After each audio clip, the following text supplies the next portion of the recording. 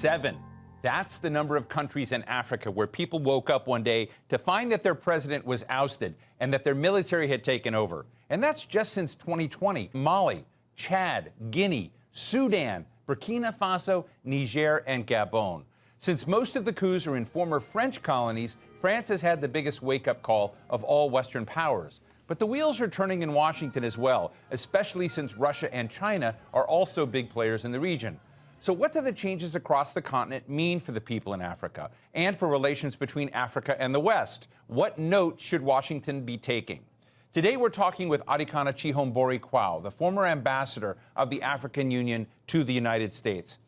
Ambassador, it's such a pleasure to be with you again. I've always enjoyed our conversations and learned from them.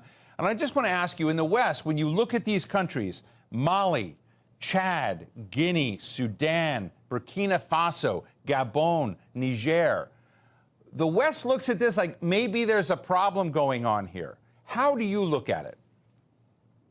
There is a serious problem for the West, for sure. I think the West did not see it coming.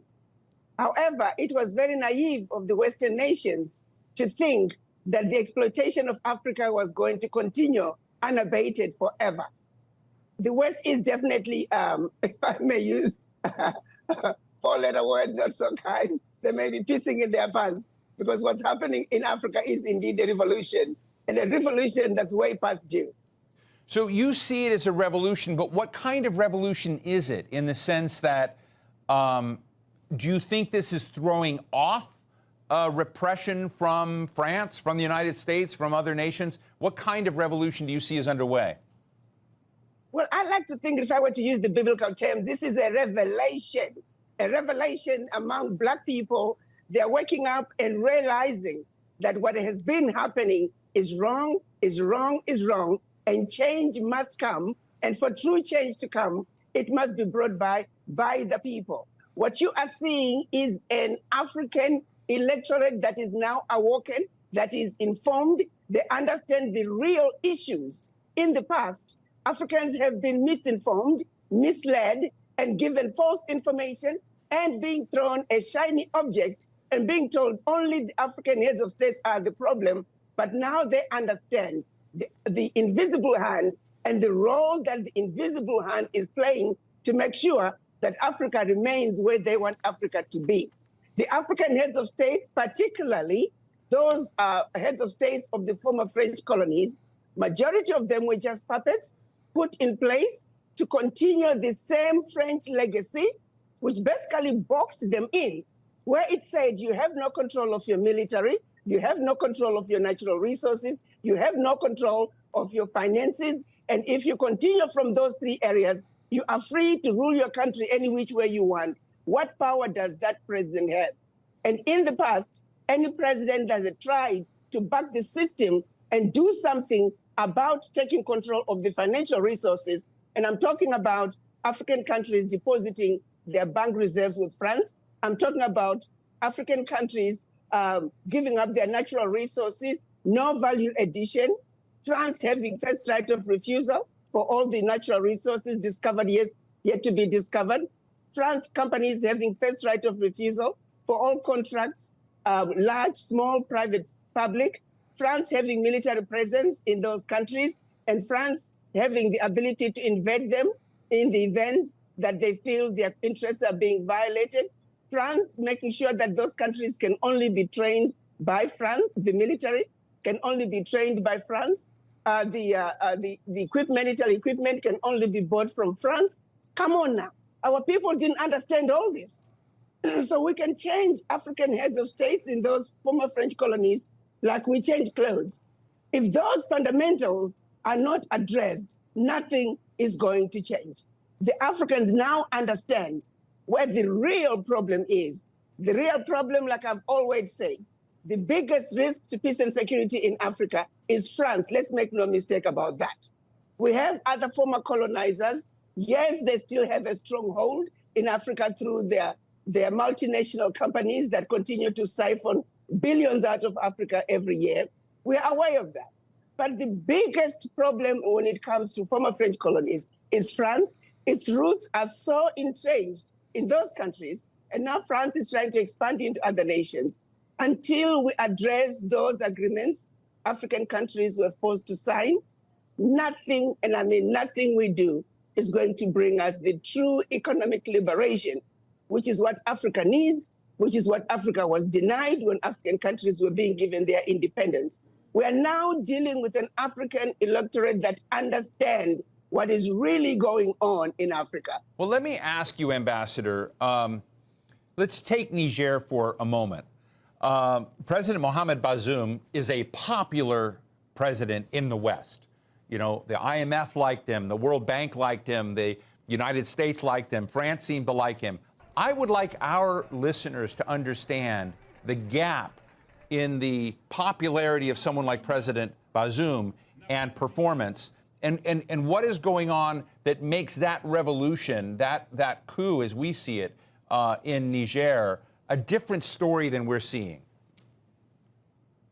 The performance that you're talking about is the performance of what Nigerian minerals are doing to French education, to French healthcare, to French infrastructure.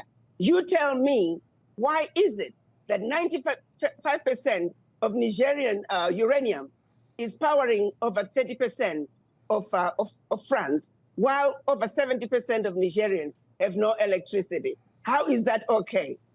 How is even President Bazoum proud of himself with that fact? There is no development in Niamey. I was in Niamey a few years ago when we had the AU summit. It was pitiful to see the level of underdevelopment that Niger has. There is no development in Niger. Let's make no mistake about it. Niger is the second poorest country in Africa, in the world, in fact. So how can President Bazoum be proud of himself? What development is he talking about? You're talking about developing France? There is no development in Niger, one of the poorest countries on earth. And of course, IMF would love them. World Bank would love them. France would love him because he is allowing the pilferage, the exploitation to continue. And that's why the people are rising up to say, if you can't stand up to the bullies and tell them that the exploitation can no longer continue, and look President Macron in the face and say, President Macron, how is it okay that my money, my bank reserves, my natural resources are funding French education, are funding French healthcare, are funding French infrastructure? How is that okay, President Macron? Answer us. Africans in Niger, they want to know. So when you tell me that he is favored by the West, it makes sense. But he's definitely not favored by the people because there is no development. Let's be serious here. Let's stop pushing lies about what's happening. They know the exploitation is happening. It's happening in Niger. It's happening in Burkina Faso. It's happening in Mali. It's happening in every African country. Let's make no mistake about this. We're sick and tired of giving up our lunch to Western nations. African children, they need to eat too. African children need to go to school. African children need good healthcare systems. Behind all that abuse, we need to let the Western world know that there are millions of African children who are going hungry, millions of African children who are dying, millions of women, African women who are dying giving birth to another life, millions of African youth who are unemployed, all because the Western world is continuing with the agenda of exploitation, and exploitation of the African continent. That era is over. Well, and we're coming together as Africans and saying, enough is enough. This has got to stop. From a practical viewpoint, and I just want to challenge you for a minute, I think a lot of people in France who might say, hey, we've got to do something, we have an obligation to do something, see their resources as necessary. How do you get it right? Because if you go to no resources coming into these countries, is that okay? Or what would you advise those in the international development field to begin using as their North Star in how to get this equation right so that Africa can grow on its own terms, but that it's not necessarily cut off from the rest of the world? I think that's a very important question you're asking, Steve. We're not asking that the Western countries we should just cut them off. No. We're saying the parasitic relationship that these Western countries have with African countries has got to come to an end. We are simply saying we do not need aid, we need trade. They must come to Africa, treat us with respect, treat us as equals. You take, for example, Niger is selling its uranium to France for 80 cents a kilo, when the rest of the Western countries are buying the same uranium at $200, 200 euros per kilo. It is amazing. Over 99% of the value of their uranium is going to France and other Western nations. Value that should be coming to Niger. That is wrong. It is thievery of the highest order. We're simply saying, come to Africa and treat Africans fairly. Trade with the Africans fairly.